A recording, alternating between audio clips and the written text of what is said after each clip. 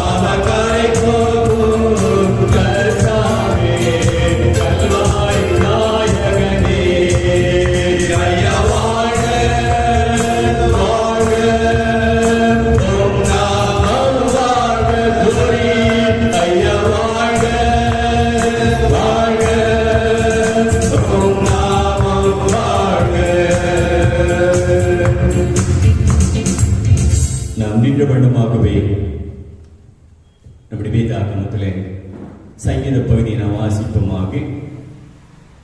சங்கீதம் 5ஆம் சங்கீதத்தை நாம் முறையாக நாம் வாசிப்போம். சங்கீதம் 5ஐ நாம் முறையாக நாம் வாசிக்கலாம்.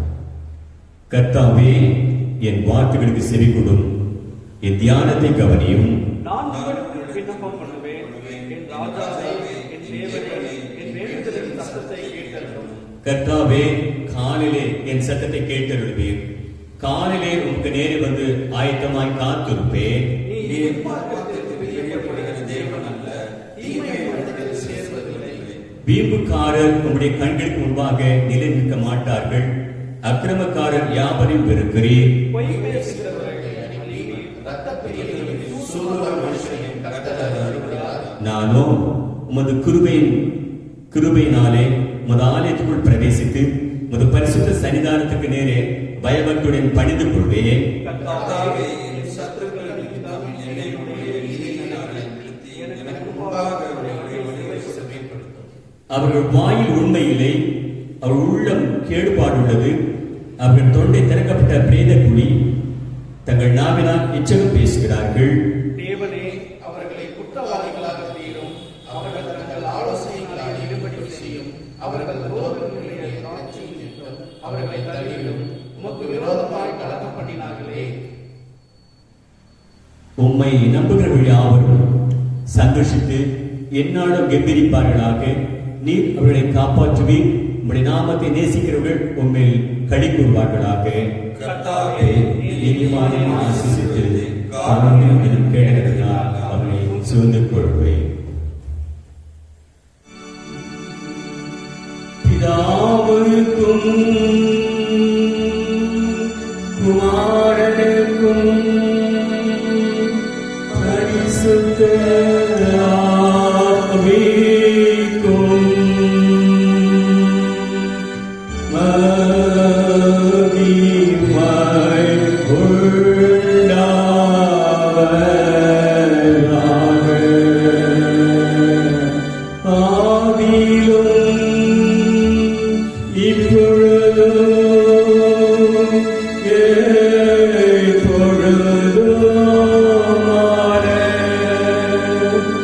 சதா காலங்களிலும் மகிமை உண்டாவதாக.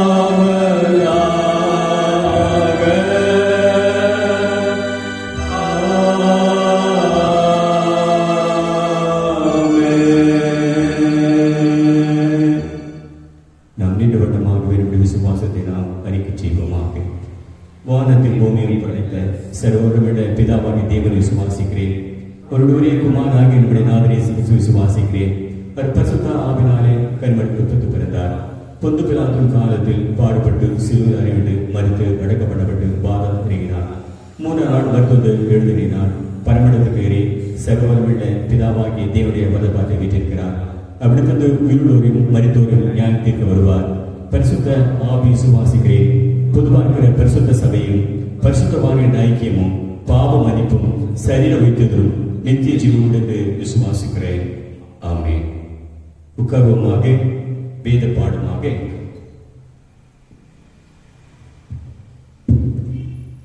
அப்போஸ்தலனாகிய யாக்கோபு 1ஆம் அதிகாரம் 1 முதல் 4 வசனங்கள் முடிய நாம் வாசிக்கிறோமாக. யாக்கோபு 1ஆம் அதிகாரம் 1 முதல் 4 வசனங்கள் முடிய வாசிக்க வேண்டிய முதலாம் வேத பகுதி யாக்கோபு 1ஆம் அதிகாரம் 1 4 வசனங்கள் முடிய.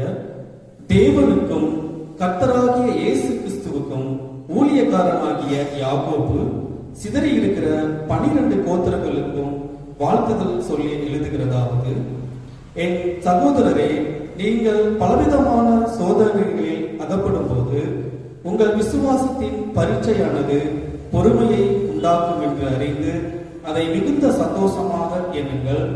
நீங்கள் ஒன்றிலும் குறைவுள்ளவர்களாயிராமல் பூரணராயும் நிறைவுள்ளவர்களாயும் இருக்கும்படி பொறுமையானது பூரண கிரியை செய்ய கடவுது.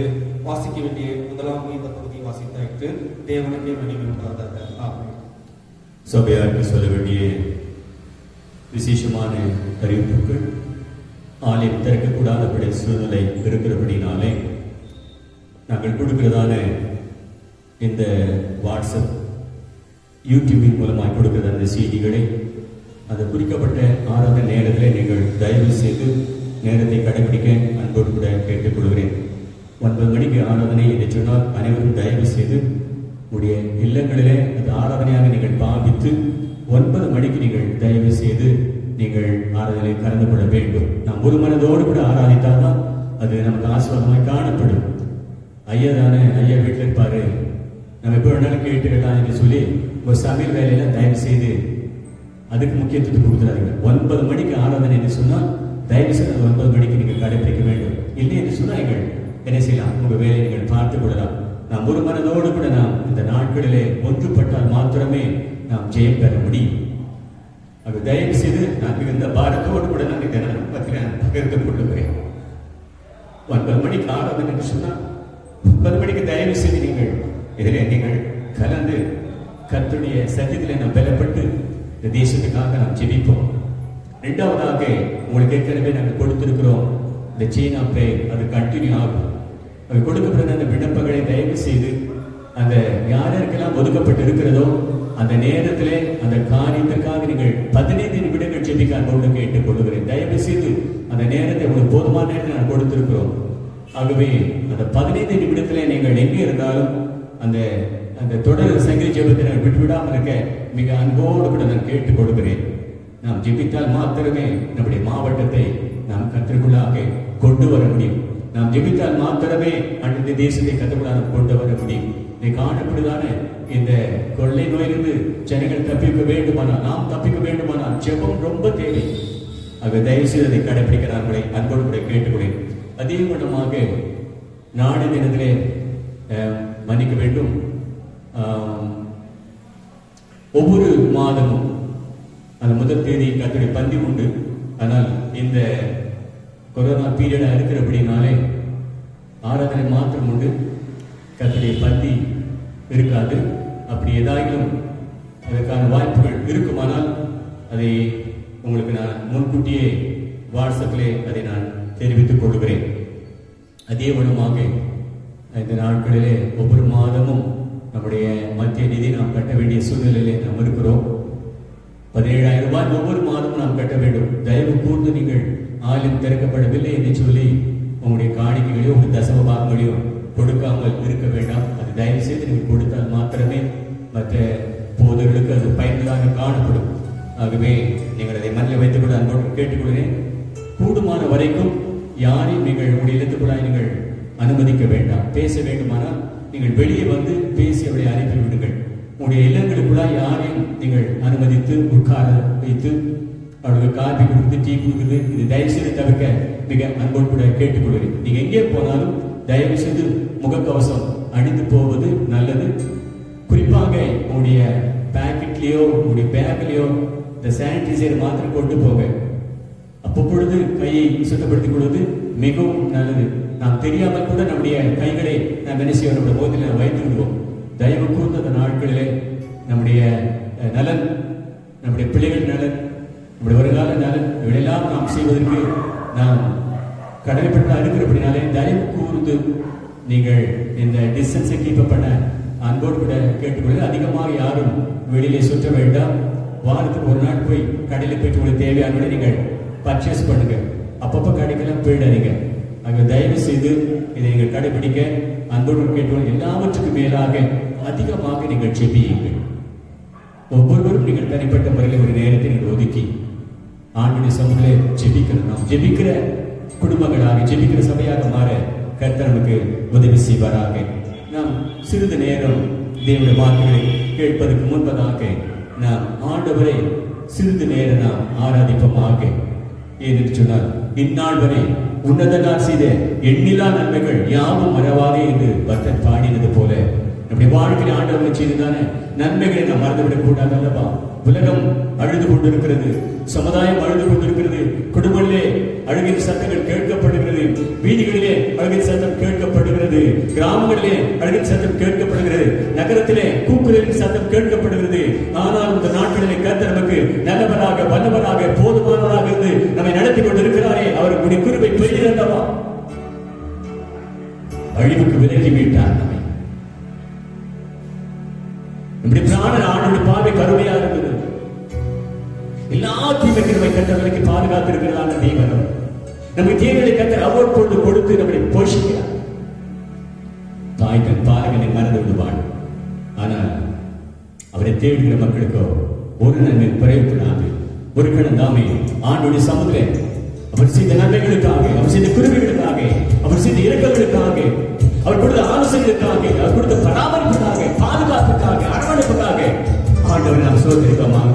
ஹல்லேலூயா, ஹல்லேலூயா, glory Shabbat. Thank you Lord. இறங்கி வந்தவரே,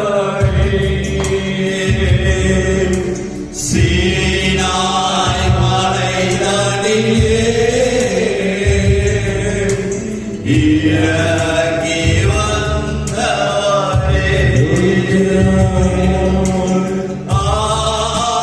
ஆத்மபாரம் தீர்க்க வாரும் இந்த வேளையிலே,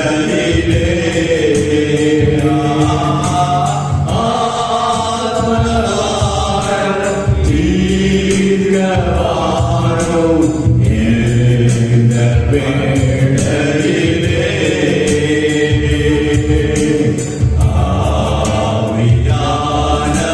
ஆவியானவரே, தந்தையின் ஆவியானவரே,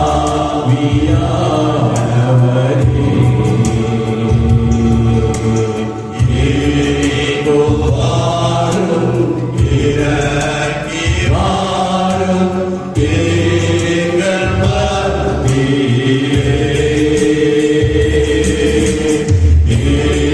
இதோ வாரும், இறங்கி வாரும் எங்கள் மத்தியிலே.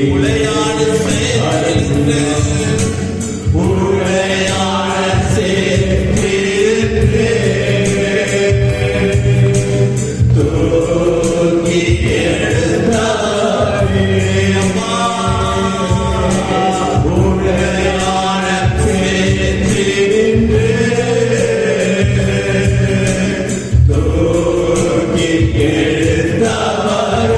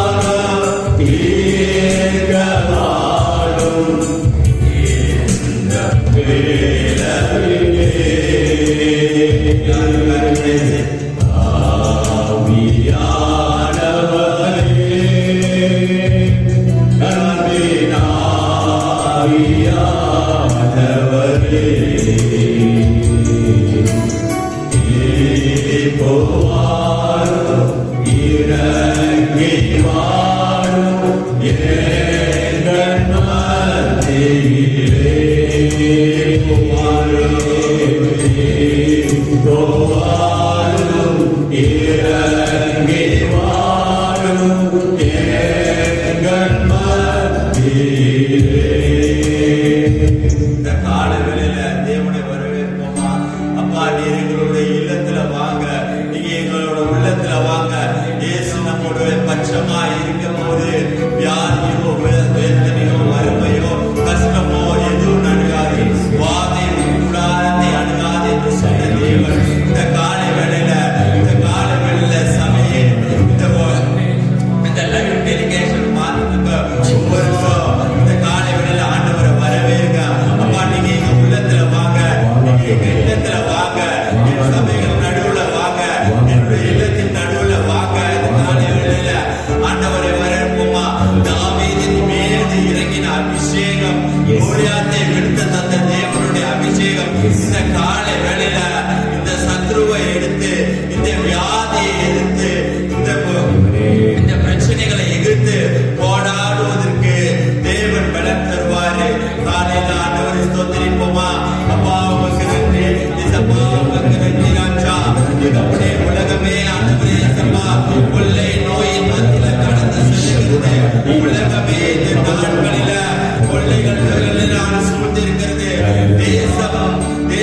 முழுவதும் பாழாய் கிடக்கிறது.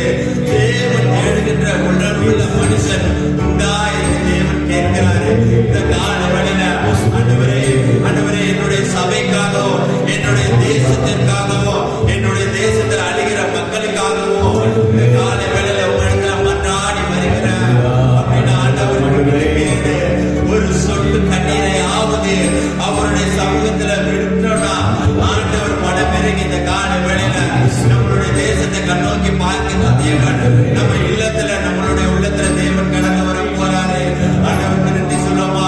என்ன நடந்தாலும் உனக்கு நன்றி ராஜா. எது நடந்தாலும் என் வாழ்க்கையில எது நடந்தாலும் உமக்கு நன்றி ராஜா.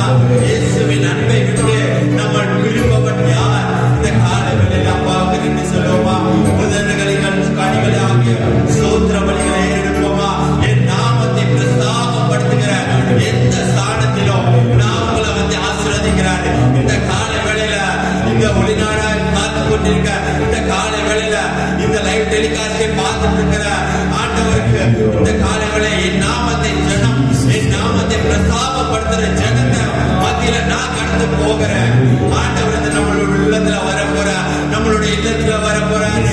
அனைவரும் ஆண்டவருக்காக இந்த கால வேளை நன்றி சொல்லுமா.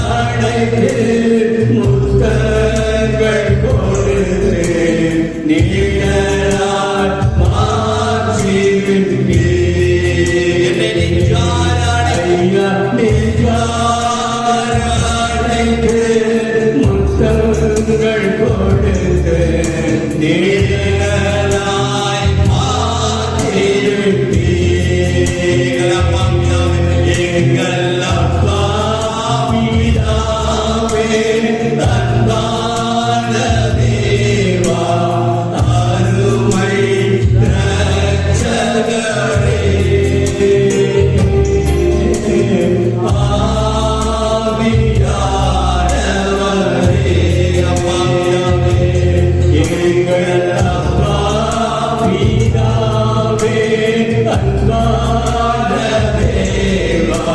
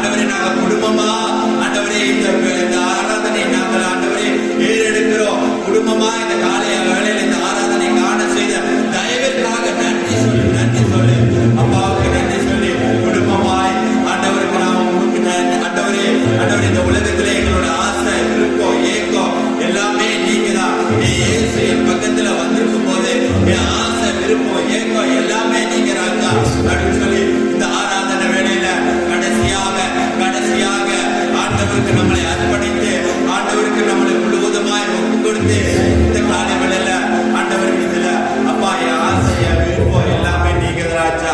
ஆண்டவரை உண்மை தவிர எனக்கு யார் இருக்கா, உண்மை தவிர எனக்கு யார் இருக்கிறா? இந்த அப்பா ஆண்டவரே நீர் என் பக்கத்துல வாங்க, இயேசு என் பக்கத்துல வாங்க. ஆண்டவரே வறுமையோ நாச மோசங்களோ வியாதிகளோ வேதனைகளோ என்னை அண்டக்கூடாது.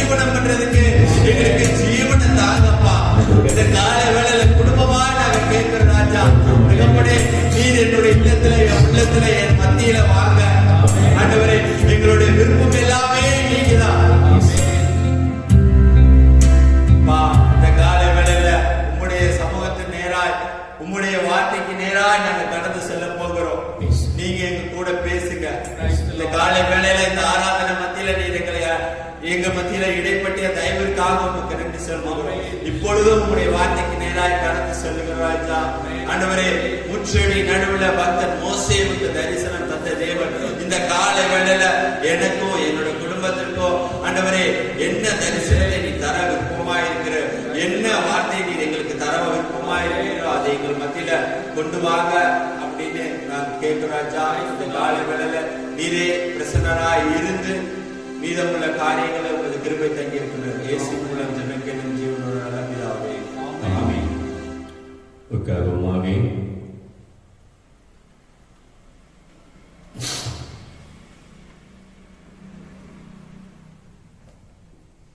இந்த நாளிலே நம் அனைவரும் சேர்ந்து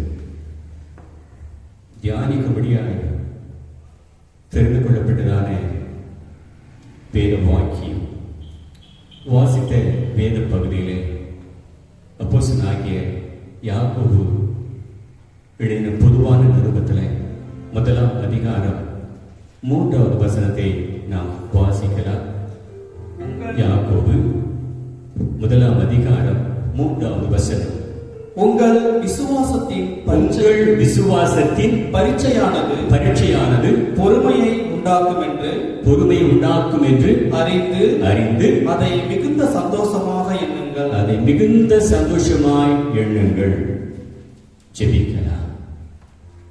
தேவனுடைய வார்த்தை ஆண்டுடைய கரத்திலே ஒப்பு கொடுத்த ஆண்டவரே, இந்த கால வேளையிலே எங்களோடு பேசுங்க. ஆண்டவரை நம்மை தாழ்த்துவோம். பேசும்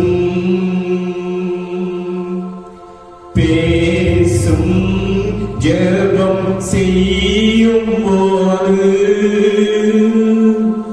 ஆண்டவா பிரியமானவை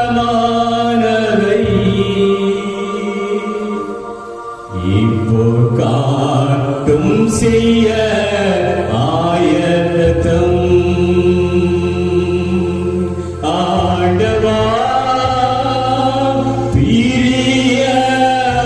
பிரியமானதை இப்போ காட்டும் செய்ய ஆயத்தம்.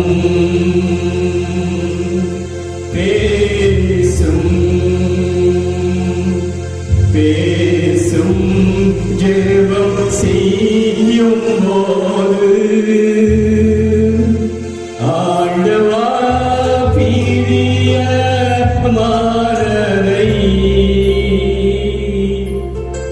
இப்போ காட்டும் செய்ய ஆயத்தம். இவர்கள் எல்லாவற்றையும் எங்கள் ஆண்டவராகிய இயேசு கிறிஸ்து மூலமாய் வேண்டிக் கொள்கிறோம் நல்ல பிதாவே, ஆமென். கிறிஸ்துவுக்குள் அன்பான தேவ ஜனமே, உங்கள் அனைவரையும் இயேசு கிறிஸ்துவின் இனிய நாமத்தினாலே நான் அன்போடு கூட நான் உங்களை வாழ்த்துகிறேன். மாத்திரமல்ல, ஒவ்வொரு நாளும் உங்களுக்காக மிகுந்த பாரத்தோடு கூட தேவ சமூகத்தில் உங்களுக்காக நான் காத்து கொண்டிருக்கிறேன். கடந்த வாரத்தில் நாம் தியானித்தோம். என்ன தியானித்தோம் என்று சொன்னால், ஏன் இந்த கொள்ளை நோய் வருவதற்கான காரணம் என்ன, இதை நாம் தியானித்தோம். இந்த நாளிலேயும் கூட வாசித்த இந்த வேத பகுதியில ஒரு முறை கூட இந்த வசனத்தை வேறொருவர் வாசிக்க அன்போடு கேட்டுக் கொள்கிறேன். நம்ம மகன் பிரவீன் வாசிக்கலாம். யாக்கோபு 1ஆம் அதிகாரம் 3வது வசனம். உங்கள் விசுவாசத்தின் பரீட்சையானது பொறுமையை உண்டாக்கும் என்று அறிந்து அதை மிகுந்த சந்தோஷமாய் எண்ணுங்கள். எல்லாரும் கேட்கிற கேள்வி. நேற்று தினத்தில் நானும் என் அன்பு மனைவியும் இருவருமாக ஆண்டுடைய சமதிலே ஜெபித்தோம். ஜெபிக்கும் பொழுது நான் ஆண்டிடத்துல ரொம்ப வைராகியத்தோடு கூட, மிகுந்த பாரத்தோடு கூட, மிகுந்த வேதனை கொண்டு என்னவென்று சொன்னார், என்னுடைய உறவினர்களே ஒருவர் தன் வாழ்க்கையை பிறருக்காக அர்ப்பணித்து மருத்துவ பணி செய்து ஓய்வு பெற்றவர்கள். அவர்கள் ஒரிசா மாநிலத்திலே அந்த மருத்துவத்துறையில் பணியாற்றி இப்பொழுது அவர்கள் தமிழ்நாட்டில் வேலூர், வடாக்காடு மாவட்டம் இருக்கிற வேலூரில் அவர்கள் வசிக்கிறார்கள். ஒரு ஆண்டுகள் ஆகிறது. கணவன் இல்லை, திருமணம் செய்யாதவர்கள், பிள்ளைகள் இல்லை. ஆக அவர்கள் இந்த கரோனா வியாதினால் அவர்கள் அதிகமாக பாதிக்கப்பட்டிருக்கிறார்கள் என்று கேள்விப்பட்டோம். மாத்திரமல்ல, வெறும் சிஎம்சி மருத்துவமனையில் அவர்களை வெண்டிலேட்டரில் வைத்திருக்கிறார்கள். அதை எடுத்தால் அவர்கள் உயிர் பிழைக்க முடியாது. பணம் இருக்கிறது, ஆனால் போதுமான ஆக்சிஜன் அவருக்கு கிடைக்கவில்லை. பல இடங்களிலே முயற்சித்து பார்க்கிறார்கள். வேறு மருத்துவமனைக்கு போகலாமா முயற்சிக்கிறார்கள். இந்த ஜீவனை மீண்டும் பெற்றுக்கொள்ள வேண்டும் என்றதான தாகம். இதை கேள்விப்பட்ட மாத்திரத்தில் நானும் என் மனைவி ஆண்டு சமூகத்தில் நான் புலம்பி ஆண்டு அநேக கேள்விகளை கேட்டேன். இந்த நாளிலேயும் கூட வாசித்த இந்த வேத பகுதியிலே என்ன நாம் தியானிக்க போகிறோம் என்று சொன்னால் அதில் சொல்லப்படுகிறது, உங்கள் விசுவாசத்தில் பரீட்சையானது பொறுமையை உண்டாக்குகிறது அறிந்தது. நம்முடைய வாழ்க்கையிலே ஒரு சோதனை ஏற்படுகிறது. வேதாகமத்திலே வாசிக்க வேண்டாம்.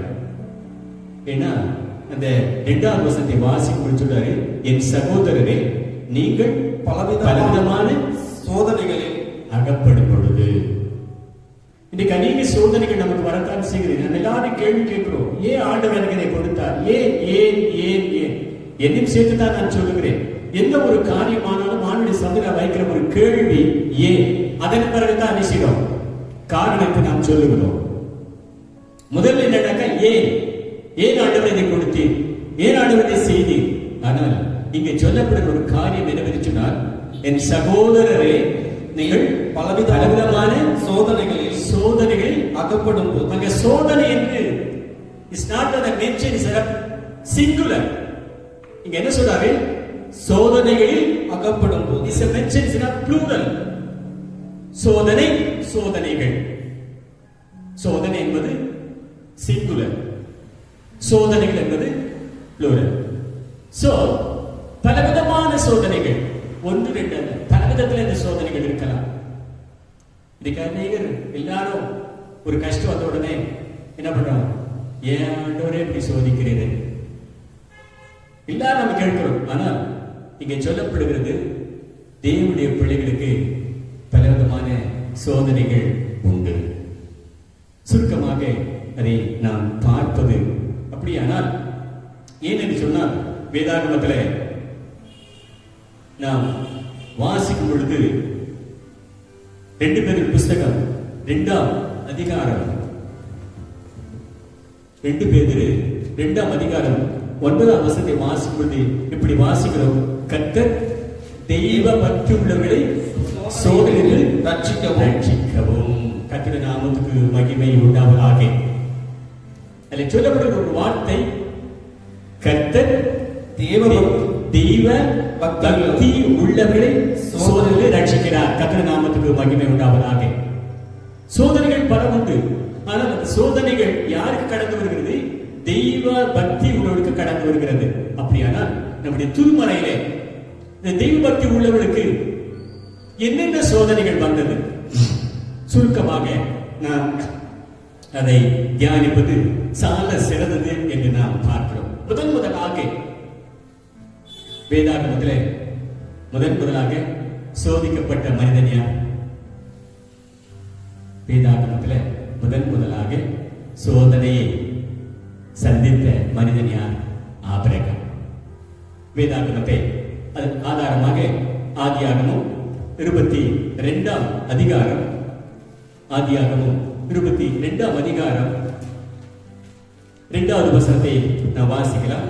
அப்பொழுது அவர் உன் புத்திரனும் உன் ஏக சுதனும் உன் நேசகுமாரனுமாகிய ஈசாக்கை நீ இப்பொழுது அழைத்துக் கொண்டு மோரியா தேசத்துக்கு போய் அங்கே நான் உனக்கு குறிக்கும் மலைகள் ஒன்றின் மேல் அவனை தகன பலியாக பலியிடு என்றார். ஆபிரகாமுக்கு வந்த சோதனை, ஒரு விசுவாசத்துக்கு வந்த சோதனை. ஆபிரகாம் விசுவாசித்தார். அந்த விசுவாசத்தின் அடிப்படையில் தனக்குண்டான எல்லாவற்றையும் விட்டு என்ன கர்த்தர் காட்டுகிற தேசத்துக்கு அவன் கடந்து போனான். தன்னுடைய 100வது வயதிலே ஒரு குமாரனை பெற்றெடுத்தார். அந்த குமாரனை வளர்த்தார். அந்த குமாரனை தான் இங்க ஆண்டவர் கேட்கிறார், உன் புத்திரனும் உன் ஏக சுதனும் உன் நேச குமாரனுமாகிய ஈசாக்கை. 3 வார்த்தைகள் வருகிறது. உன் புத்திரன், உன் ஏக சுதன், உன் நேச குமாரனாகிய ஈசாக்கு. நான் காண்பிக்கிற இடத்துல கொண்டு போகிறேன், என்ன செய்ய மோரியாவில் எனக்கு பலியிடு. ஒரு பெரிய சோதனை. குழந்தையே இல்லாத நிலைமையிலே காணப்பட்ட ஆபிரகாமுக்கு ஒரு அழகான ஒரு குழந்தை கிடைத்த உடனே அவன் மகிழ்ச்சியா இருந்த நேரத்தில் திடீர் என்று சொல்லி ஆண்டவர் ஆபிரகாமை பார்த்து சொன்னார். விளைவு என்ன? அதே அந்த 22ஆம் அதிகாரம் 12வது வசனத்தையும் 13வது வசனத்தையும் வாசியுங்கள். அப்பொழுது பிள்ளையாண்டான் மேல் உன் கையை போடாதே, அவனுக்கு ஒன்றும் செய்யாதே.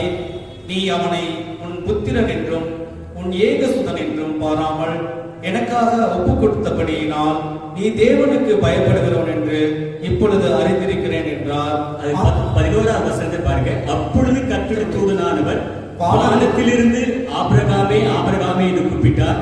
அவன் இதோ அடியேன் என்றார். ஆண்டவர் சொன்னார், உன் ஏகசுதனை செய், எனக்காக பலி செலுத்து. கீழ்ப்படிந்தான். இப்ப கீழ்ப்படிந்து என்ன செய்யறான்? அதை நீங்க வீட்டுல போய் படிச்சு பாருங்க, நேரம் இல்லை. ஆகவே அவன் ஈசாக்கை பலி செலுத்த முற்பட்ட பொழுது இப்ப ஆண்டவர் சொன்னாரு, ரொம்ப அழகா சொன்னாரு. கர்த்தருடைய தூதனானவர் வானத்திலிருந்து ஆபிரகாமே ஆபிரகாமே என்று கூப்பிட்டார். அவர் என்ன சொன்னாரு? இந்த 12வது வசனம் பாருங்க.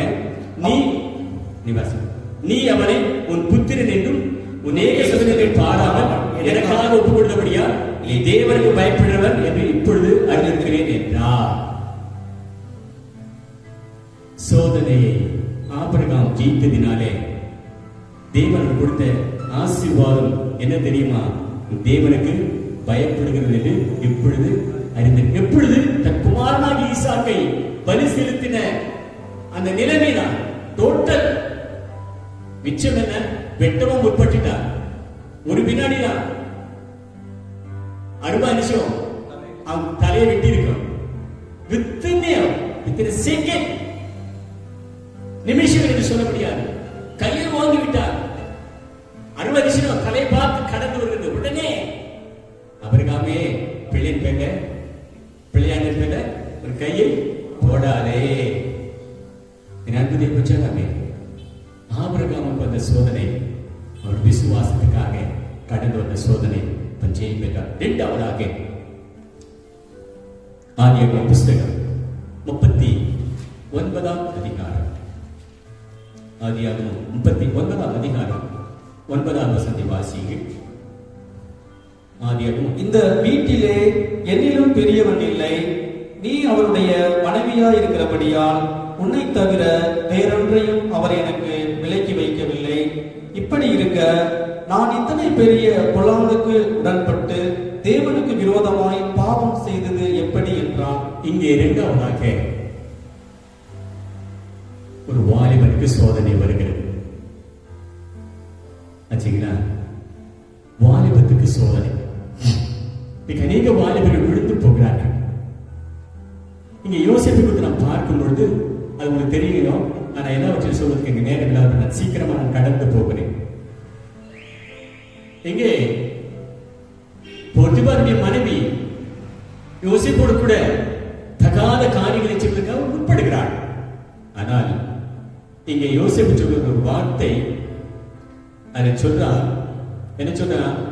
இந்த வீட்டில் என்னிலும் பெரியவன் இல்லை இல்லை, நீ அவனுடைய மனைவியாக இருக்கிறபடியா உன்னை தவிர வேறொன்றையும் அவர் எனக்கு விலைக்கு வைக்கவில்லை. இப்படி இருக்க நான் இந்த பெரிய பொல்லாப்புக்கு உடன்பட்டு தேவனுக்கு விரோதமாய் பாவம் செய்வது எப்படி என்றார்.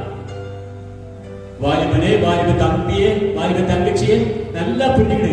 வாலிபத்தில் நமக்கு என்ன செய்யும் வரும்? நான் அனுபவித்திருக்கிறேன். என்னுடைய வாலிபத்தில் நாம் எதிர்பார்க்க முடியாது. நம்மை ஆண்டுக்கு ஒப்பு கொடுத்திருப்போம். ஆனால் அந்த ஒப்பு கொடுத்ததிலே நமக்கு சோதனை உண்டு. நாம் சரியா நிக்கிறோமா ஆண்டவருக்காக? யோசிப்பு ஆண்டவருக்காக நின்றா அவன் சொல்றான். அந்த பெண்ணை பார்த்து என்ன சொல்றானாக்கா, நான் இந்த பெரிய பொல்லாப்புக்கு உடன்பட்டு தேவனுக்கு விரோதமாக பாவம் செய்வது எப்படி என்றார். என் ஆண்டுக்கு முன்பு நான் பாவம் செய்ய மாட்டேன். இப்படிய வாலிபத்தை நான் காத்துக்கொள்ள என் ஆண்டவனுக்கு போதுமாக இருக்கிறார். I never do this in such a kind of a sin. இந்த பாவத்தை என் தேவனுக்கு விரோதமாக நான் பாவம் செய்ய மாட்டேன். விளைவு என்ன பாருங்க, தன் வாலிபத்துக்காக போராடின அந்த வாலிபனுடைய நிலைமை நீங்கள் பார்க்க வேண்டும் என்று சொன்னால் அதில் சொல்லப்படுது 39ஆம் அதிகாரம் 20வது வசனத்தை வாசித்து பார்க்கலாம். யோசேப்பின் எஜமான் அவனை பிடித்து ராஜாவின் கட்டளையால் காவலில் வைக்கப்பட்டவர்கள் இருக்கும் சிறைச்சாலையிலே அவனை ஒப்புவித்தான். இங்கே சோதனை, கடவுளுக்காக கடவுளுக்கு விரோதமாக பாவம் செய்ய மாட்டேன் என்று சொன்ன இது யோசேப்புடைய வாழ்க்கையை பார்க்கும் பொழுது அவனுக்கு கிடைத்தது பெரிய வெகுமதி அல்ல. என்ன நடக்கிறது? அவனை பிடித்து சிறைச்சாலையிலே அவனை ஒப்புவித்தான். சிறைச்சாலையிலே அவன் ஒப்புவித்தான். தேவனுக்காக வாழ்ந்த இந்த பரிசுத்தத்துக்காக தன்னை காத்துக்கொண்ட அந்த வாலிபனுக்கு கிடைத்த ஒரு பெரிய ஆசீர்வாதம் அல்ல, மாறாக அவனுக்கு கிடைத்தது என்ன? சிறைச்சாலை. ஆனால் முடிவு என்ன? 41ஆம் அதிகாரத்துல 12வது வசனத்தையும் 13வது வசனத்தையும் நாம் பார்க்கும் பொழுது, அப்பொழுது தலையாரே அதிபதிக்கு வேலைக்காரனாகிய எபிரேய பிள்ளையாண்டான் ஒருவன் அங்கே எங்களோடு இருந்தான். அவனிடத்தில் அவனை சொன்னோம். அவன் நாங்கள் கண்ட சொப்பங்களுக்குரிய அர்த்தத்தின்படியே எங்கள் சொப்பனத்தின் பயனை சொன்னான். நீங்க அந்த 41ஆம் அதிகாரத்துல வாசிக்க வேண்டாம். 41 இருந்து 44 வரைக்கும் நீங்க வீட்டுல படிச்சுக்கிடுங்க ஆச்சுங்களா. அது ஒரே வருஷம் மாத்திரம். பின்பு பார்வோ யோசேப்பை நோக்கி, பார், எகிப்து தேசம் முழுமைக்கும் உன்னை அதிகாரி ஆக்கிறேன் என்று சொல்லி பார்வோ தன் கையில் போடப்பட்டிருந்த தன் முத்திரை மோதிரத்தை கழற்றி அதை யோசேப்பின் கையிலே போட்டு மெல்லிய வஸ்திரங்களை அவர் கொடுத்தி பொன் சரப்படியை அவன் கழுத்திலே தரித்து தன்னுடைய 2ஆம் ரதத்தின் மேல் அவனை ஏற்றி தண்டனிட்டு படியுங்கள் என்று அவனுக்கு முன்பாக கூவித்து எகிப்து தேசம் முழுமைக்கும் அவனை அதிபதியாக்கினான். எவ்வளவு பெரிய காரியம் பார்த்தீங்கன்னா. அந்த 14:44 யோசிப்பு நோக்கி, நான் பார்வோம், ஆனால் எகிப்து தேசத்தில் உள்ளவர்கள் ஒருவரும் உன் உத்தரவில்லாமல் தன் கையாவது தன் காலையாவது அசைக்க கூடாது என்றார். கர்த்தருடைய நாமத்துக்கு மகிமை உண்டாவதாக. ஆபிரகாம் மகனை பலி செலுத்தினான். விசுவாசிகளின் தகப்பன் என்று அவன் பெயர் பெற்றான். யோசேப்பு பாவத்துக்கு விலகி ஓடினான். அவன் சிறைச்சாலையிலே அவன் போடப்பட்டாலும் கூட முடிவை நாம் பார்க்கும் பொழுது அவன் அந்த தேசத்துடைய சிறந்த ஒரு அதிபதியாக மாற்றி வைக்கப்பட்டான். 3வது யோபின் புஸ்தகம் 1ஆம் அதிகாரம். யோபு 1ஆம் அதிகாரம் 8வது வசனத்தையும் 11வது வசனத்தையும் வாசிக்க பார்க்கலாம். யோபு 1ஆம் அதிகாரம் 8வது வசனமும் 11வது வசனம். கர்த்தர் சாத்தானை நோக்கி, என் தாசனாகிய யோபின் மேல் கவனம் வைத்தாயோ? உத்தமனும் சன்மார்க்கனும் தேவனுக்கு பயந்து பொல்லாப்புக்கு விலகுகிறவனுமாகிய அவனைப் போல பூமியில் ஒருவனும் இல்லை என்றார். இங்கே பார்க்கிறோம் யோபு. யோபு எப்படிப்பட்டவன்? இல்ல மிக தெளிவாக சொல்லப்படுகிறது. இந்த யோபு எப்படி பாருங்க, தேவனுக்கு பயந்து பொல்லாப்புக்கு விலகின ஒரு மனுஷன். அப்போ நாம் ஆண்டவருக்குள்ளாய் நாம் பயப்படும் பொழுது, தேவனுக்கு நாம் பயப்படும் போது நமக்கு வருகிற சோதனை என்ன தெரியுங்களா? இங்க நாம் 8வது வசனத்துல அந்த 11வது வசனத்துல வாசிக்க வேண்டாம். அங்கே சாத்தான் என்ன செய்கிறான்? யோபை என்ன செய்கிறான்? வாதிக்கிறான். சோ நீங்க பாத்தீங்கன்னாக்கா அந்த 20வது வசனத்துல, அப்படி யோபு எழுந்து தன் சால்வை கிழித்து தன் தலை சிரைத்து தரையிலே விழுந்து படுத்து, நான் வாசிக்கிறேன். நிர்வாணியா என் தாயின் கர்ப்பத்திலே வந்தேன், நிர்வாணியா இடத்துக்கு திரும்பினேன். கர்த்தர் கொடுத்தார், கர்த்தர் எடுத்தார், கர்த்தர் நாமத்துக்கு ஸ்தோத்திரம். எப்படி சொல்றா? நீங்க பாத்தீங்கன்னாக்கா அந்த அவன் மனைவி சொல்றார், ஏன் இப்படி நீ இருக்கிறீரே? நீ என்ன செய்யும்? தேவன துஷ்டிய சீவனை நீ விட்டு அவனுக்கு தன்னுடைய சொந்த மனைவியை என்கரேஜ் பண்ண. ஆக வேதத்திலே பார்க்கிறோம், தேவனுக்கு பயந்த மனுஷனுடைய நிலைமை நீங்க பார்த்தீங்கன்னாக்கா எல்லாவற்றும் அவன் இழந்து போனான். எல்லாவற்றும் யோபு இழந்து போனான். எஞ்சி நின்றது என்ன? அவருடைய சரீரம். அந்த சரீரமும் மாற்றப்பட்டு போனது. ஆனாலும் கூட அந்த தேவனுக்கு பயப்படுற விஷயத்துல அவன் கொஞ்சம் கூட விலகி போகாம சொல்றான். என்ன சொல்றான்? அழகா சொல்றான், நிர்வாணியா என் தாய் கர்ப்பத்துல வந்தேன், நிர்வாணியா எவ்வளவு திருப்புவேன். கர்த்தர் கொடுத்தா, கர்த்தர் எடுத்தா, கர்த்தருடைய நாமத்துக்கு ஸ்தோத்திரம். இவை எல்லாவற்றிலையும் யோபு பாவம் செய்யவும் இல்லை, தேவனை பற்றி குறை சொல்லவும் இல்லை. தேவனுக்கு பயந்தது நிமித்தமாக எல்லாமே போயிடுச்சு. சொத்து, பிள்ளைகள் ஒண்ணுமே கிடையாது. அவன் தனி மனுஷனா, அவனுடைய சரீரம் முடிஞ்சு போச்சு. ஆனா வேதாகமத்துல நான் வாசிப்போம் என்று சொன்னால் அவருடைய ஆசீர்வாதத்தை கொடுத்து வேதத்திலே மிக தெளிவாக சொல்லப்படுவது. கடைசி அதிகாரத்துல 42ஆம் அதிகாரத்துல நாம் பார்க்கும் பொழுது 12வது வசனம் 13வது வசனத்தை வாசிக்க பார்க்கலாம். கர்த்தர் யோபின் முன்னிலைமையை பார்க்கிலும் அவன் பின்னிலைமையை ஆசீர்வதித்தார். 14,000 ஆடுகளும் 6,000 ஒட்டகங்களும் 1000 ஏர்களும் 1000 கழுதைகளும் அவனுக்கு உண்டாயின. 7 குமாரரும் 3 குமாரத்திகளும் அவனுக்கு பிறந்தார்கள். பார்த்தீங்களா? சோ சோதனை வருகிறது, அதிலே அகப்படுகிறோம், ஆனால் ஜெயம் கிடைக்கிறது. இங்கே தெய்வ பயத்துக்காக, விசுவாசத்துக்காக ஒரு சோதனை, வாலிபத்துக்காக ஒரு சோதனை, தேவனுக்கு பயப்படுதான தெய்வ பயத்துக்காக சோதனை. 2 காரியங்கள் சொல்லி நான் முடிக்கிறேன். 4வதாக தானியேல் தீர்க்கதரிசன புஸ்தகம் 3ஆம் அதிகாரம். தானியேல் 3ஆம் அதிகாரம் 17வது வசனம் 18வது வசனத்தை வாசியுங்கள். நாங்கள் ஆராதிக்கிற எங்கள் தேவன் எங்களை தப்புவிக்க வல்லவராய் இருக்கிறார். அவர் எரிகிற அக்னி சூளைக்கும் ராஜாவாகிய உம்முடைய கைக்கும் நீங்களாக்கி விடுவிப்பார். விடுவிக்காமல் போனாலும் நாங்கள் உம்முடைய தேவர்களுக்கு ஆராதனை செய்வதும் இல்லை, நீர் நிறுத்தின பொற்சிலையை பணிந்து கொள்வதும் இல்லை என்கிறது ராஜாவாகி உமக்கு தெரிந்திருக்க கடவுது என்றார்கள். இங்கே பார்க்கிற ஒரு காரியம் என்னவென்று சொன்னால், ஆண்டவரை வழிபடுவதிலே ஒரு 3 வாலிபர்களுக்குள்ளான் இருந்தான வைராக்கியம். அதைத்தான் இங்க நம்ம வாசிக்கிறோம். இந்த சம்பவம் நன்றாக தெரியும். சாத்ராக், மேஷக், ஆபேத்நேகோ இந்த 3 பேர் ராஜா ஒரு சிலை வச்சா, என்ன அதெல்லாம் சொல்லிக்கிற நேரம் இல்லாதபடினாலே அது நான் சொல்லுவேன். ஒரு ராஜா சிலை வச்சுட்டு என்ன செய்யணும்? அந்த சிலை என்ன செய்யணும்? எல்லாரும் வணங்கணும். அந்த சிலை யார் வணங்கலையோ அவங்க என்ன செய்யணும்? எரிகிற அக்னி சூழல போடப்படுவார்கள். எல்லாரும் என்ன செய்றாங்க? வணங்கிட்டாங்க. ஆனா சாத்ராக், மேஷக், ஆபேத்நேகோ மாத்திரம் செய்யல, வணங்கவில்லை. ஏன் வணங்கல? அவன் யாரு? யூதர்கள். முதல் கற்பனை என்ன? உன் தேவனாய் கர்த்தர் நானே, என்னை ஏந்தி உனக்கு வேறு தேவர்கள் உண்டாயிருக்க வேண்டாம். மேலே வானத்திலும் கீழே பூமியிலும் பூமிக்கு தண்ணீரும் உங்களுக்கு ஒப்பான யாதொரு விக்கிரகத்தை ஆகிலும் சொரூபத்தை ஆகிலும் உனக்கு உண்டாக்க வேண்டாம். அவளை நமஸ்கரிக்கும் சேவிக்கும் வேண்டாம். ஆண்டவர் அழகா ஒரு கற்பனை கொடுத்த, நான் தாப்பா உன்னை உருவாக்கின கேட்டேன். ஆக அந்த உணர்வு அந்த வாலிபனுக்குள்ளாக இருந்தபடினாலே அந்நிய தெய்வங்களை வைத்தார அந்த சிலையை நினைச்சில வணங்கவில்லை. சோ அதுக்கு பதிலாக என்ன சொல்றாங்க? அழகா சொல்றாங்க.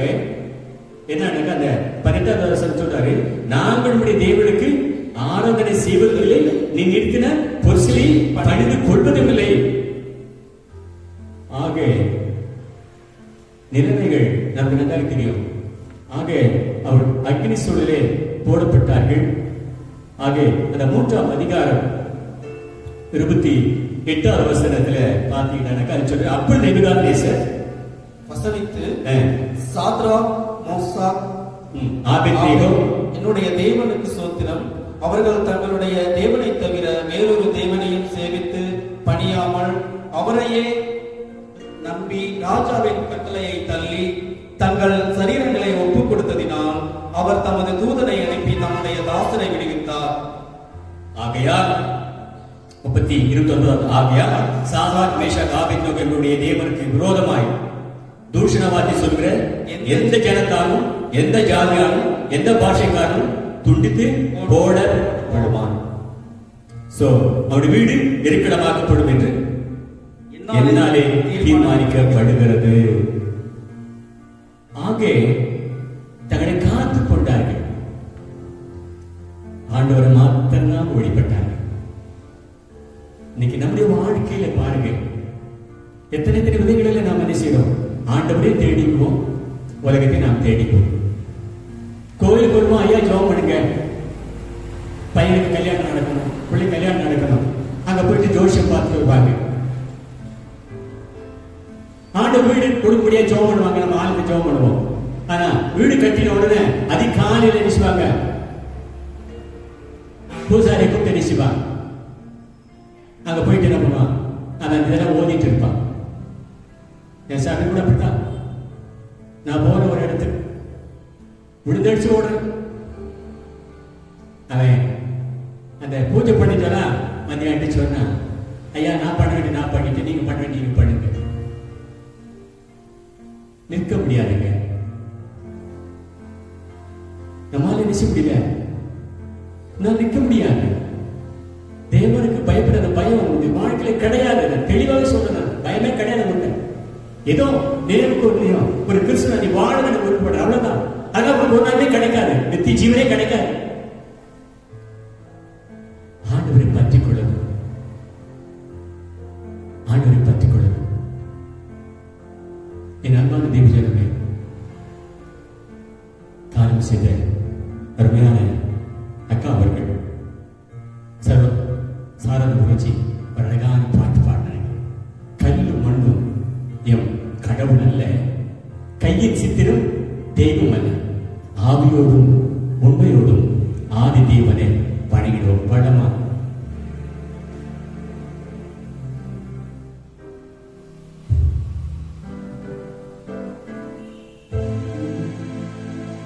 கல்லும் மண்ணும் எம் கடவுளல்ல, கையின் சித்திரம் தெய்வம் அல்ல.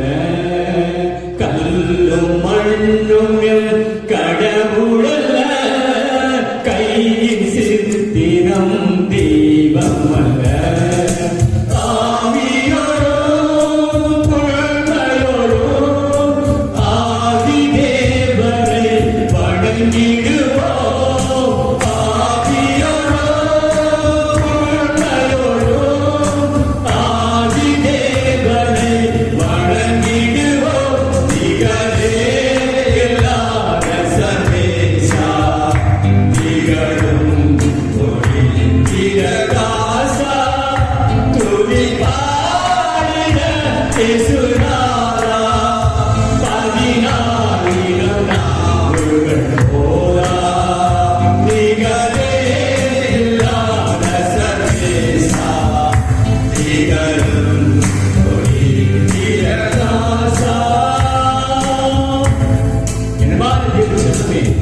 கல்லும் மண்ணும் நம்முடைய தெய்வம் அல்ல. நம்ம வீட்டில் வச்சிருக்கிற இயேசுநாதர் போட்டா அது இயேசுநாதர் அல்ல. வசனவை வேதம் அப்படித்தான் சொல்லுகிறது. உன் நிலைக்கு ஆட்களில் என்ன செய்யணும்? கர்த்தருடைய வசனத்தை வையிருந்தா உன் வாக்கு புஸ்தக ஆண்டவர் சொல்லி கொடுக்கிறார். உன் கட்டளைகள் என்ன செய்யணும்? உன் நிலை காலையில் வை. நாம் என்ன பண்ணுவோம்? யோசிச்சு பாருங்க. ஆவிக்குரிய வாழ்க்கையுடைய நிலைப்பாடுகள் என்ன? நீ எப்படி ஆண்டவரை தேடுற? ஏன் கோயிலுக்கு வரல? ஐயா நினைச்சிட்டாங்க, என் தம்பி வீட்டுல பால் காய்ப்பீங்க, என் தம்பி நினைச்சிட்டான் கோயில் போயிட்டு வந்தாங்க. போன வாரம் கூட நம்ம தியானம் பண்ணோம். இந்த கடா வீட்டுக்கு போறக்கூடிய நிலைமை என்ன புஸ்தகம் நம்ம வாசித்தோம். 24,000 பேர் இறந்தாங்க சாப்பிட்டதுனால. அதே விதமாக அந்நிய அந்த மோவாப்பை வைத்ததான விக்கிரத்தை யூதர்கள் வடை நிமித்தமாக இருந்தார்கள்.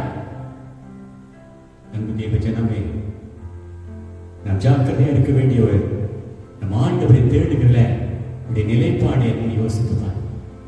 ஆனா இந்த வாலிபர்கள் தங்களுக்கு வந்த சோதனை அவர் ஜெயித்தது நிமித்தமாக அவருடைய பெரிய ஆசீர்வாதம் என்னவென்று சொன்னால், அந்த 3ஆம் அதிகாரம் தானியேல் 3ஆம் அதிகாரம் 29ஆம் வசனத்தை வாசிக்கிறேன்.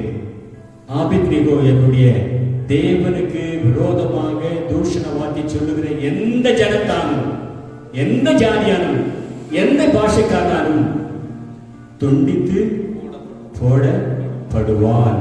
அவ்வீடு நெருக்கடமாக்கப்படும் என்று என்னாலே தீர்மானிக்கிறது. இவ்விதமாய் ரட்சிக்கிற தேவன் வேறொருவரும் இல்லை. நீ ஆராதிக்கிற ஆண்டவர் அவ்வளவு நல்லவரையா? அவரை விட்டு நீ என்ன பண்ணிட்டு இருக்கிற? நீ மச்சான் கூப்பிட்டா, மாமன் கூப்பிட்டா, அவன் கூப்பிட்டா, இவன் கூப்பிட்டா, மாமியார் கூப்பிட்டாங்க, மாமனார் கூப்பிட்டாங்க, சகலம் கூப்பிட்டாங்க, ஓடணும். ஆண்டு நாடு விட்டுட்டு போயிடுறோம் இல்லைங்க. உறுப்பிச்சீக்கிரம் பண்ணப்படாத ஒரு ராஜா சொல்றான், ரட்சிக்கத்தக்க தேவன் ஒருவரும் இல்லை. நம்மளை ரட்சிக்கிற தேவன் ரொம்ப நல்லவருங்க. அவருக்கு நீ நான் மகனாக இருக்கிறது பெரிய ஆசீர்வாதங்க, பெரிய ஆசீர்வாதம். உலகத்துக்காக வாழாத, உலக மனுஷனுக்காக வாழாத, விக்கிரங்களுக்காக வாழாத, ஆண்டவருக்காக வாழும். அவனுக்கு ஆசீர்வாதம் பார்த்தீங்கன்னாக்கா அதுல சொல்ற அற்புதாசங்க, பின்பு ராஜா சாத்ராக், மேசாக், ஆபேத் நேகா என்பவர்களை பாபிலோன் தேசத்திலே உயர்த்தினான். முதல்ல அடிமையாக காணப்பட்டாங்க. ஆனா சோதனை அவள் ஜெயித்ததினாலே அந்த தேசத்துல உயர்த்தப்பட்டார்கள். கர்த்தருடைய நாமத்துக்கு மகிமை உண்டாவதாக. அதே தானியேல் தீர்க்கதரிசியின் புஸ்தகம் 6ஆம் அதிகாரம் 5வது வசனத்தை பாருங்கள். அப்பொழுது அந்த மனுஷர், நாம் இந்த தானியேலை அவனுடைய தேவனை பற்றிய தேவ விஷயத்திலே குற்றப்படுத்தும் முகாந்திரத்தை கண்டுபிடித்தால் ஒழிய அவனை வேறொன்றிலும் குற்றப்படுத்தும் முகாந்திரத்தை கண்டுபிடிக்க கூடாது என்றார்கள். இங்கே நாம் நேரம் இல்லாதபடினாலே நான் சுருக்கமாக இந்த ஒரே ஒரு காரியத்தை நான் சொல்லி நான் முடிக்கிறேன். தானியேல் 6ஆம் அதிகாரம் 5வது வசனத்திலே தானியேல் ஏற்பட்டதான ஒரு சோதனை என்னவென்று சொன்னால் ஜெபிப்பதில்லை. யாரும் ஜெபம் பண்ணக்கூடாது. ராஜா கட்டளை போட்டான். ஆனா தானியேல் என்றால் என்ன செய்தான்? அதை பொருட்படுத்தாதபடிக்கு அவன் என்ன செய்தான்? அதில் ஜெபம் பண்ணினான். என்ன அந்த 10வது தானியேல் என்றால் அந்த பத்திரிக்கை கையெழுத்து வைக்கப்பட்டது என்று 6ஆம் அதிகாரம் 10வது வசனம். அறிந்த போதிலும் தன் வீட்டுக்குள்ளே போய் தன் மேல் வீட்டு அறையிலே எருசலேமுக்கு நேராக தான் முன்பு செய்து வந்தபடியே தினமும் 3 வேளையும் தன் தேவனுக்கு முன்பாக முழங்கால் பண்ணிட்டு ஜெபம் பண்ணி ஸ்தோத்திரம் செலுத்தினான். 14வது பாருங்க. அப்பொழுது அந்த மனுஷன் கூட்டம் கூடி தானியேல் தன் தேவனுக்கு முன்பாக ஜெபம் பண்ணி விண்ணப்பம் செய்து, ஆக தானியேலுக்கு கிடைத்த ஒரு சோதனை ஜெபத்தினாலே போடப்பட்டது. என்ன? ஜெபம் பண்ணக்கூடாது. ஆனா தானியேல் ஜெபம் பண்ண போடப்பட்ட கட்டளை மீறி. ஆக வேதத்தில் பார்க்கும் பொழுது யாராலும் அப்படி பண்ணிட்டானோ தூக்கி அடிச்சிடும், சிங்க கபில போட்டுடணும். வேதத்திலே நாம் வாசிக்கும் பொழுது அதில் சொல்லுது, அந்த 21வது வசனத்துல அதில் சொல்றாரு, அப்பொழுது தானியேல், ராஜாவே நீர் என்றும் வாழ்க, சிங்கங்கள் என்னை சேதப்படுத்தாதபடிக்கு தேவன் தம்முடைய தூதனை அனுப்பி அவர்களின் வாயை கட்டி போட்டார். அதே என்றால் அவனுக்கு முன்பாக நான் குற்றமற்றவனாய் காணப்பட்டேன். அவருக்கு முன்பதாக நான் குற்றமற்றவனாய் காணப்பட்டேன். ஆண்டுக்கு நான் குற்றம் செய்யலையா? குற்றம் செய்யல. ஜபந்தான பண்ண ஒன்று செய்யல. ஆனா சிங்கக்கவியில ராஜா மேல இருக்கிறான், தானியேல் சிங்கக்கவியில் இருக்கிறான். அது உங்களுக்கு நல்லா தெரியும். ஆண்டவர் அனுப்பினாரு, வாயை கட்டாரு, அங்க ஜெபம் பண்ணிட்டு இருக்கிறான். ஆனா அந்த ஆசீர்வாதத்தை நான் பார்க்கும் பொழுது 26வது வசனம் பாருங்க, என் ராஜ்யம் ஆளுகைக்குள் எங்கும் உள்ளபடியாகவும் தானியேலின் தேவன் முன்பாக நடுங்கி பயப்பட வேண்டும் என்று என்னாலே தீர்மானம் பண்ணப்படுகிறது. அவர் என் ஜீவனுள்ள தேவன், அவர் என்றென்றைக்கும் நிலைத்திருக்கிறவர். அவருடைய ராஜ்யம் அழியாது, அவருடைய கர்த்தத்துவம் முடிவு பரியந்தமும் நிற்கும். தானியேலை சிங்கங்களின் கைக்கு தப்புவித்த அவரே தப்புவிக்கிறவரும் ரட்சிக்கிறவரும் வானத்திலும் பூமியிலும் அடையாளங்களையும் அற்புதங்களையும் செய்கிறவருமாயிருக்கிறார் என்று எழுதினான். சொல்லல, ஒரு ரிட்டன் ஸ்டேட்மெண்ட் கொடுக்கிறான் அந்த ஜனத்துக்கு. அதை யாராலும் மாற்ற முடியாது. எவ்வளவு பெரிய தேவன் அவரு. சோ அவர் சொல்றாரு, அவர் ஜீவனுள்ள தேவன், அவர் என்றென்றைக்கும் நிலைத்திருக்கிறவர், அவருடைய ராட்சியம் வழியாது அவருடைய கத்தத்தும் முடிவு வரையும் அவர் புறஜாதி மனுஷனை சொல்றாயா. ஒரு விருத்தி சின்னம் பண்ணப்படாத ஒரு ராஜா சொல்றாரு, நீ ஞானஸ்நானம் எடுத்துக்கிறேன், அபிஷேகம் பண்ணப்பட்டேன்னு உன்னுடைய வாழ்க்கையே இந்த மாதிரி இருக்கிறது. என்னைக்காவது உன் ஆண்டை பற்றி நீ சொல்லியிருக்கிறியா? நண்பான தீப ஜனமே, 6 காரியங்கள் நிறைவு நான் கடந்து வருகிறேன். ஆபிரகாமுக்கு வந்த சோதனை ஒரு விசுவாசத்துக்காக, வாலிபனான யோசேப்புக்கு வந்த சோதனை தன்னுடைய வாலிபத்துக்காக, அதன் பிறகு சாத்ராக் மேஷக் ஆபேத்நேகோவுக்கு வந்த சோதனை தெய்வ பயத்திற்காக, 4வது 5வது பார்த்தோம் தானியேலுக்கு வந்த சோதனை ஜெபத்திற்காக. 5 காரியங்கள் சொல்ல வேண்டுமானால் நிறைய இருக்கிறது. ஒரே ஒரு காரியத்தை நீங்க வீட்டில் போய் படிச்சுடுங்க. அதை மாத்திரம் உங்களுக்கு ஒரு அசைன்மெண்ட் மாதிரி நான் விட்டுறேன். மனுஷியத்தில் இல்லையா புதிய ஏற்பாட்டில் தானே வருது.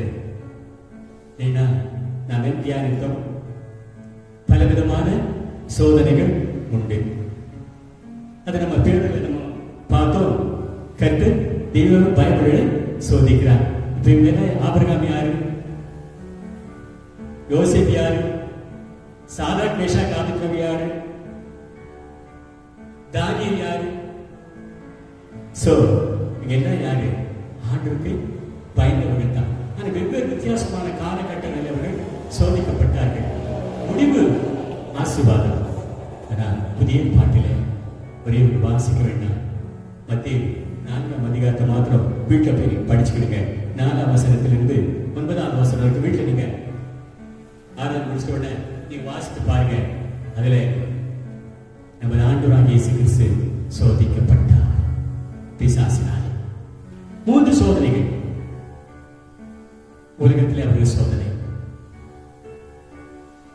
ஆவிக்குரிய வாழ்க்கைக்கு ஒரு சோதனை, அவருடைய சரீரத்துக்கு ஒரு சோதனை. வீட்டில் படிச்சு பாருங்க. சரீரத்துக்காக இந்த கல்யாணம் அப்பமாய் சாப்பிட அதுக்கான சொல்ற, நீ மேலது கீழே குதியே.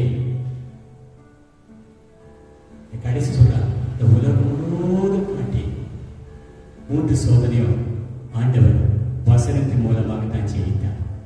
அப்படி நண்பர்களுடைய சொன்னாங்க, இந்த நாட்களிலே நம்ம வருகிற எதுவாக இருந்தாலும் அதை நாம் சந்தோஷமாக ஏற்றுக்கொள்வோம். பேருக்கிலே வாசித்தது போல கர்த்தர் தெய்வ பயமுறைகளை சோதிக்கிறார். நீதிமான்களும் சோதனை அநேகமான சோதனை செய்த மனுஷன் பாக்கியவான். ஜெயிப்போம், தேவனுடைய ஆசீர்வாதங்களை பெற்றுக்கொள்வோம்.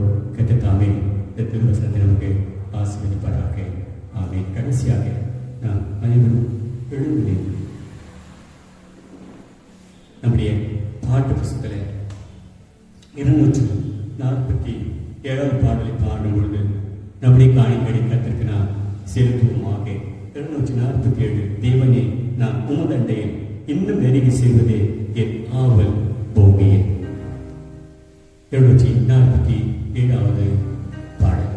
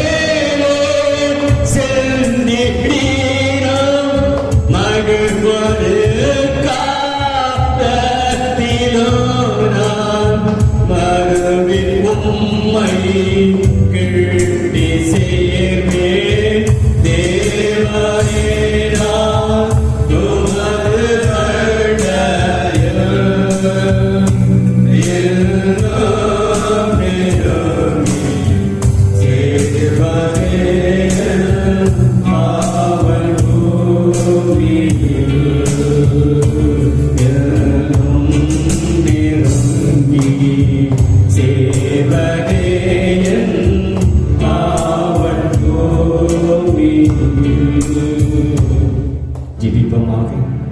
அவருடைய கருவில் நாங்கள் ஒப்புக் கொடுப்போம். எதை கண்டும் நாட்களை கவலைப்படாதீங்க. எந்த கொள்ளுதல் இருந்தாலும் கவலைப்படாதீங்க. காத்திருக்க தன்மோடு கூட இருக்கிறார்.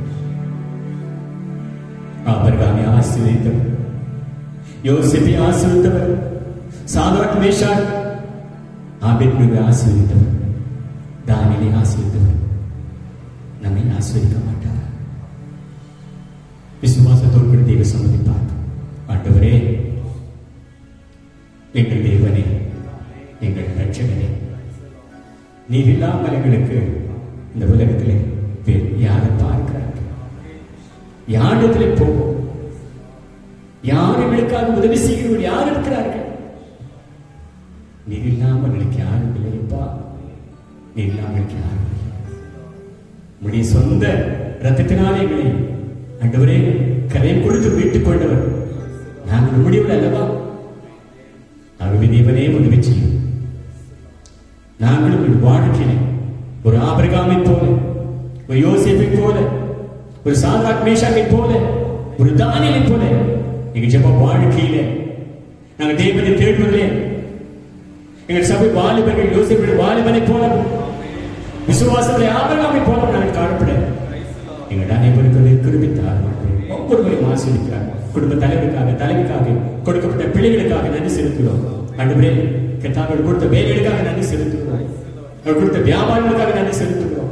இந்த நாட்களில் ஆண்டவரே, சகலத்தில் ஆண்டவரே, உடைய பிள்ளைகளை ஆண்டவரே குடும்பமாக வேலை அடிக்க முடியாது நாங்கள் செஞ்சிக்கிறோம். ஆண்டவரே, அவள் வேலைக்கு போகும் பொழுதும் வரும் பொழுதுதான் மக்களிடத்தில் பேசுவதுதான் எந்த ஒரு பாதிப்பு மாணவர் ஏற்படாதபடிக்கு கர்த்தர் காக்க வேண்டும் என்று செபிக்கிறோம். ஒவ்வொருவரையும் காத்துக்கொள்ளும். எங்க தேசத்தை காத்துக்கொள்ளும் ஆண்டவரே. எங்க தேசம் சீக்கிரமா ஆண்டவரே இந்த கோர பிடிந்து விடுதலை பெற கர்த்தர் மனமிறங்க வேண்டும் என்று செபிக்கிறோம். மட்டும் பிரசன்னத்தாய் ஸ்தோத்திரம் காத்துக்காக நன்றி செலுத்துகிறோம். தொடர்ந்து ஆண்டவரே எங்களை காட்டு விடுக்கிறோம். ஏற்றுக்கொள்ள நடக்கும். இயேசு கிறிஸ்துவின் நல்ல நாமத்திலே ஜெபங்கள் நல்ல பிதாவே, ஆமென். நம்முடைய கர்த்தராகிய இயேசுவின் கிருபையும் பிதாவாகிய தேவனுடைய அன்பும் பரிசுத்த ஆவியுடைய ஐக்கியம் நம் அனைவரோடும் சதா நாட்களும் நிலைத்து நிற்பதாக. ஆமென். என் ஆத்துமாவே கர்த்தரை ஸ்தோத்திரி, என் முழு உடமையோட பரிசுத்த நாமத்தை ஸ்தோத்திரி. என் ஆத்துமாவே கர்த்தரை ஸ்தோத்திரி, கர்த்தர் செய்த சகல காரியங்களையும் மறவாதே. ஆமென். உங்கள் எல்லாருக்கும் ஆண்டவராகிய இயேசு கிறிஸ்து நாமத்தினாலே என் ஸ்தோத்திரத்தை வாழ்த்து தெரிவித்துக் கொள்கிறேன். தொடர்ந்து ஜெபியுங்கள். நாம் ஜெபிப்போம், ஜெயம் பெறுவோம். கர்த்தருடைய